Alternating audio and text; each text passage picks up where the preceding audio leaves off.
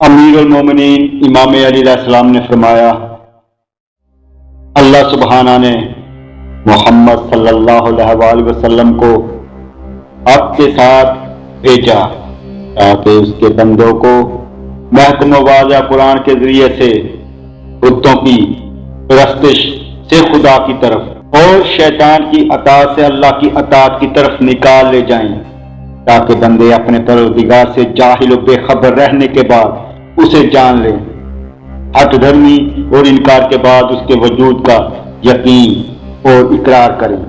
अल्लाह उनके सामने बगैर उसके कि उसे देखा हो कुदरत की उन निशानियों की वजह से जलवा तराज है कि जो उसने अपनी किताब में दिखाई हैं और अपनी सतूत व शौकत की कहरमानियों से नुमाया है कि जिनसे डराया है। और देखने की बात यह है कि जिन्हें उसे मिटाना था उन्हें किस तरह उसने अपनी अकूबतों से मिटा दिया, और तहस नहस करना था उन्हें क्यों कर अपने अजाबों से तहस नहस कर दिया। मेरे बाद तुम पर एक ऐसा दौर आने वाला है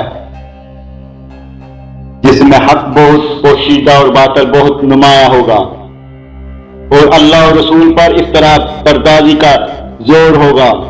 उस जमाना वाला को नजदीक कुरान से ज्यादा कोई बेकीमत चीज ना होगी, जबकि उसे इस तरह पेश किया जाए जैसे पेश करने का हक है, और इस कुरान से ज्यादा कोई मकबूल और कीमती चीज नहीं होगी उस वक्त जब उसकी आयतों का बेमहल इस्तेमाल किया जाए, और ना उनके शहरों में नेकी से ज्यादा कोई बुराई और बुराई से ज्यादा कोई नेकी होगी। चुनाचे कुरान का बार उठाने वाले उसे टेक कर अलग करेंगे और हिफाजत करने वाले उसकी तालीम भुला बैठेंगे, और कुरान वाले अहले बैत बेघर और बेदार होंगे और एक ही राह में एक दूसरे के साथी होंगे।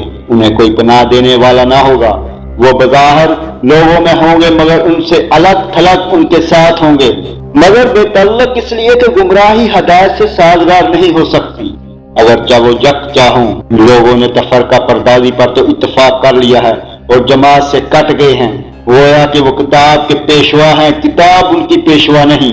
उनके पास तो सिर्फ कुरान का नाम रह गया है और सिर्फ उसके खतूत व नकूश को पहचान सकते हैं।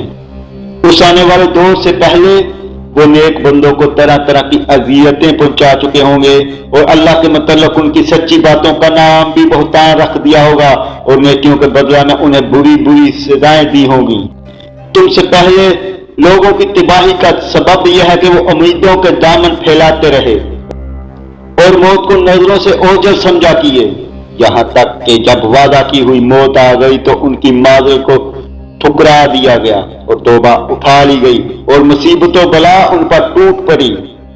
ऐ लोगों, जो अल्लाह से नसीहत चाहे उसे ही तौफीक नसीब होती है, और जो उसके इर्शादात को रहनुमा बनाए वो सीधे रास्ते पर हो लेता है। इसलिए कि अल्लाह की हमसायगी में रहने वाला अमन और सलामती में है और उसका दुश्मन खौफ व हरास में। जो अल्लाह की अजमत और जलालत को पहचान ले उसे किसी तरह ज़ेर नहीं देता कि वो अपनी अजमत की नुमाइश करे, क्योंकि उसकी अजमत को पहचान चुके हैं। उनकी रिफत व बुलंदी इसी में है कि उसके आगे झुक जाएं, और जो उसकी कुदरत को जान चुके हैं उनकी सलामती इसी में है कि उसके आगे सरे तस्लीम में खम कर दें।